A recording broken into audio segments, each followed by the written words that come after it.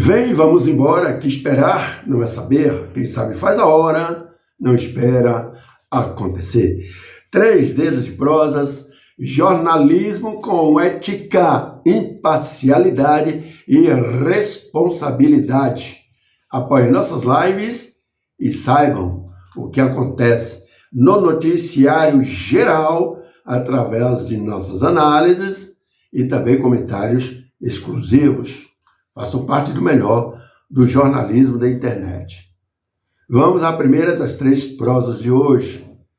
São João chegando e os festejos juninos acabam sendo os eventos mais esperados por todos, por sua forte tradição cultural e costumes na maioria dos municípios brasileiros que cultivam uma regionalidade praticamente exclusiva, especialmente no Nordeste.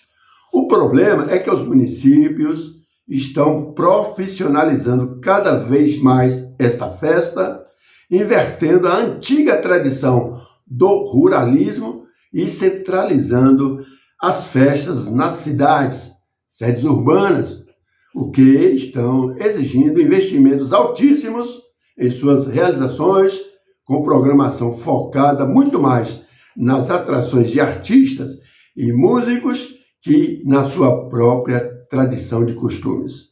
Este ano, as prefeituras estão investindo alto na profissionalização dos festejos juninos, com as cidades oferecendo grandes atrações da música em nível nacional, o que fez com que fosse criado, inclusive, um painel de transparência fruto de uma parceria entre o Ministério Público e os tribunais de contas do Estado e dos municípios.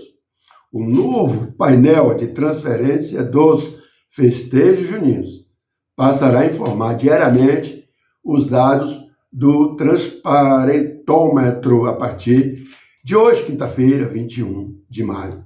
A ferramenta digital disponibiliza as informações já enviadas pelos municípios sobre os gastos com os festejos juninos deste ano, incluindo o número de cidades que prestaram contas e as que, até o respectivo dia de divulgação, ainda não informaram sobre as contratações de artistas. Pelo menos 55 municípios baianos já haviam prestado contas ao Ministério Público da Bahia.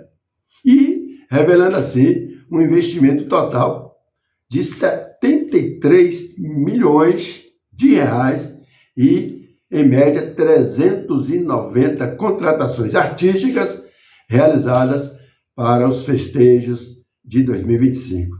A atualização da ferramenta será feita diariamente com as informações prestadas até às 16 horas e estará disponível ao público por meio do painel de transparência dos festejos juninos.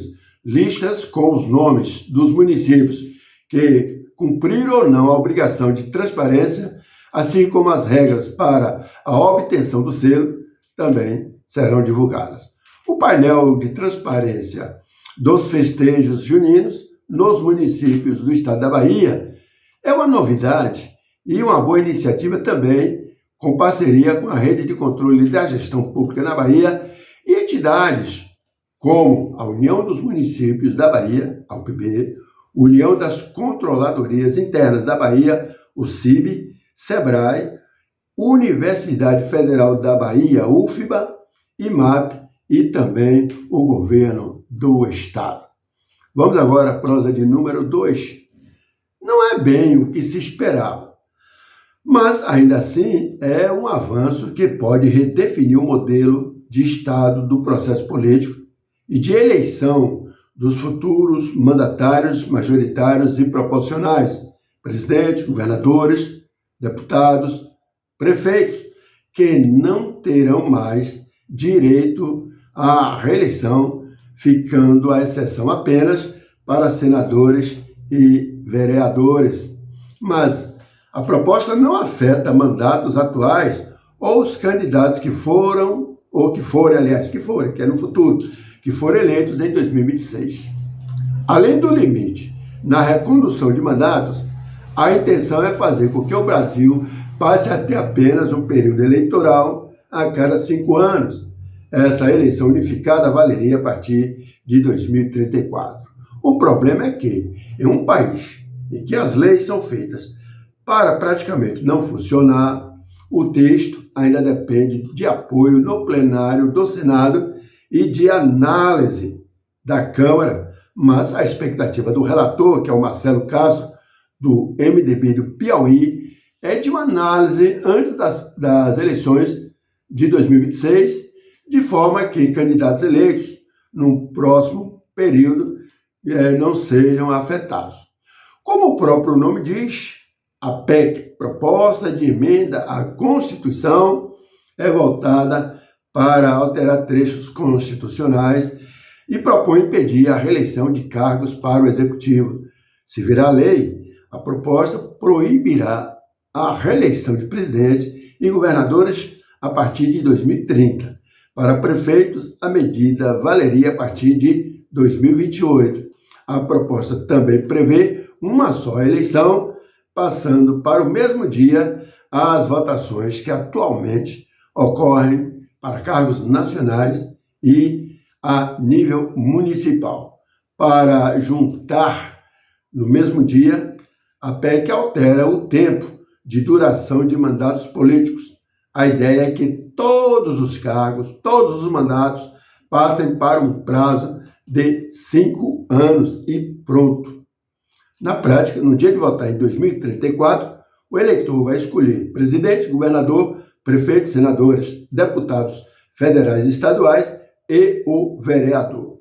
A proposta acabou sendo aprovada com uma alteração de última hora para a redução do mandato de senadores dos atuais 8 para 5 anos e não 10 anos, como queriam os atuais membros da Casa Alta. A proposta é de autoria do senador Jorge Cajuru, do PSB de Goiás. A PEC unifica as datas de todas as eleições municipais, estaduais e federais, ou seja, todas deverão acontecer juntas a cada 5 anos. Essa coincidência de eleições se daria a partir, como eu disse, de 2030. Em 2032, já não haveria eleição municipal. E em 2034, ocorreriam eleições gerais para todos os cargos em disputa: presidente, governador, senador, deputados federal e estadual, prefeitos e vereadores. Atualmente, as eleições ocorrem a cada 2 anos, alternadamente entre eleições municipais e as eleições gerais, que engloba a esfera estadual e federal. E uma das coisas boas da PEC é que essa medida irá reduzir custos e aumentar a previsibilidade do calendário eleitoral. Como ficarão caso a PEC seja mesmo promulgada? As mudanças nas eleições de cada cargo. Por exemplo, eleitos em 2024, mandato até 2028, com direito à reeleição, que é o caso dos prefeitos. Os eleitos em 2028, mandato até 2034, sem direito à reeleição. Eleitos em 2034, mandato até 2039, sem direito à reeleição. Então, parece que vai ser uma PEC boa, mas tem alguns aspectos que precisam ser melhor discutidos, e isso pode acontecer até a análise do Senado final, junto com a Câmara. Vamos agora à prosa de número 3, a última do dia. Ontem, em nossa live, falamos de um problema de saúde mental crescente no Brasil e no mundo, mas em nosso solo brasileiro, que é o que nos interessa. O caso dos bebês reborn, que já está causando preocupação para as autoridades e os próprios setores de segurança de saúde pública. Os bebês reborn, ou seja, reborn doll em inglês, é uma boneca de arte feita à mão, artesanalmente, que se assemelha a um bebê humano com o máximo de realismo possível. E é impressionante. O processo de criação de uma bebê reborn é chamada de renascimento. E os artistas de bonecas são chamados de renascidos.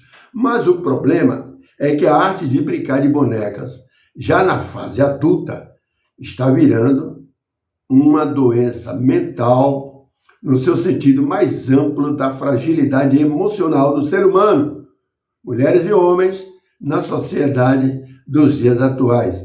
Isso porque alguns consumidores de bebês reborn usam o brinquedo para lidar com a dor de uma criança perdida, uma memória renascida, ou com uma boneca de retrato de uma criança adulta. Outros colecionam os reborns como fariam com bonecas normais. Essas bonecas, às vezes, são usadas como se fossem bebês de verdade. Aliás, está ficando parecendo que é de verdade mesmo, porque está virando uma epidemia. Os críticos debatem se as bebês reborn são prejudiciais ou se essas bonecas podem ajudar, por exemplo, em um processo de luto. Mas tem consequências sociais que tornam a ideia um tabu para algumas culturas. Devido à sua aparência realista, as bonecas renascidas estão sendo confundidas com bebês reais e algumas resgatadas de carros estacionados após serem denunciadas com a polícia, a partir da notificação de desconhecidos. Ou seja, o cara vai passando, vê um carro com um bebê dentro, o carro todo fechado, aí, Maria, a criança está presa, vai morrer, sufocada. E aí aciona a polícia vem, quando vê, trata-se de um bebê ou de uma boneca, e não um bebê, um ser humano. A situação se tornou tão absurda que o Conselho Estadual de Saúde da Bahia, o SES Bahia, divulgou uma nota pública expressando profunda preocupação com relatos de pessoas que têm procurado unidades do Sistema Único de Saúde, o SUS, levando bonecos conhecidos como bebês reborn para atendimento médico. Segundo o órgão, há casos em que são simuladas situações como, por exemplo, vacinação, consultas pediátricas e até pedidos de internação para esses bonecos ou bonecas. Além de loucura, essa prática representa um grave desvio do propósito do próprio SUS, além de desrespeitar os princípios fundamentais do sistema, que são universalidade, equidade e integralidade. O presidente do Conselho, Marcos Gêmeos, foi enfático ao classificar o comportamento como irresponsável. Brincar com a estrutura da saúde pública é brincar com a vida. Direcionar recursos, tempo e estrutura de um sistema tão pressionado para atender demandas fictícias, ainda que motivadas por um sofrimento psíquico, um momento de loucura. Isso é desumano, perverso e inaceitável. No entanto, nos casos em que foi identificado exatamente o sofrimento psíquico, que é o da loucura, os usuários devem ser encaminhados para avaliação especializada em saúde mental, conforme prevê a Rede de Atenção Psicossocial, RAPS. Se gostaram da live, nos ajudem, curtam, comentem e compartilhem. Se não são inscritos, se inscrevam. Precisamos de seu apoio para o crescimento de nosso canal. Até a próxima live.